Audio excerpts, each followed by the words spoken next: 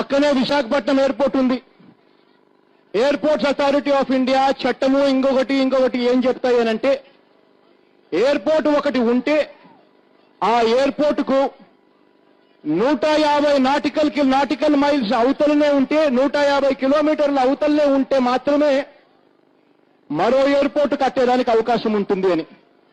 మరి ఆ ఎయిర్పోర్ట్ నుంచి, విశాఖపట్నం ఎయిర్పోర్ట్ నుంచి ఇవాళ ఈ ప్రాంతం కనీసం 20 నాటికల్ మైల్స్ కూడా లేని పరిస్థితిలో ఉంది. మరి 20 నాటికల్ మైల్స్ కూడా లేకపోతే అంటే 20 అంటే ఒక నాటికల్ మైలు 1.852 కిలోమీటర్లు అన్నమాట. అంటే 20 నాటికల్ మైల్స్ అంటే దాదాపుగా 45 కిలోమీటర్లు కూడా ఉండవు. అటువంటిది పక్కన ఎయిర్పోర్ట్ ఉంటే ఆ ఎయిర్పోర్ట్ వద్దట ఇక్కడి నుంచి భూములు తీసుకొని పోవాలట. ఆ ఎయిర్పోర్ట్ విశాఖపట్నం ఎయిర్పోర్ట్ 980 ఎకరాలు. 980 ఎకరాలు ఉన్న విశాఖపట్నం ఎయిర్పోర్టుకు పక్కనే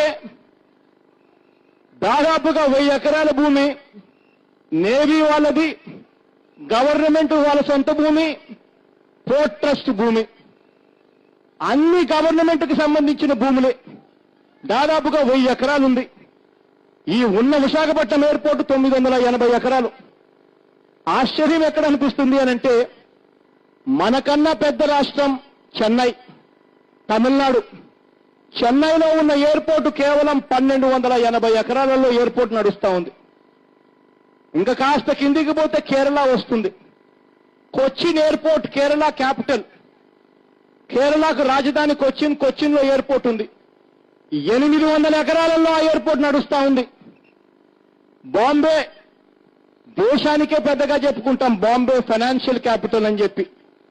ఆ బాంబేలో ఎయిర్పోర్ట్ కూడా 2000 ఎకరాల లోపే బాంబే ఎయిర్పోర్ట్ కూడా ఉంది.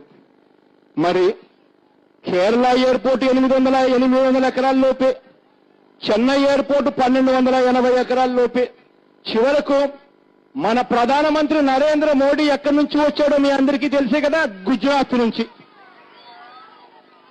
ఆ గుజరాత్ లో అహ్మదాబాద్ లో ఉన్న ఎయిర్పోర్ట్ ఎన్ని ఎకరాల్లో ఉందో చంద్రబాబు నాయుడు గారికి తెలుసా అని అడుగుతా ఉన్నా.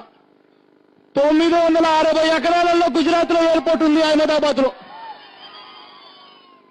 పక్కన విశాఖ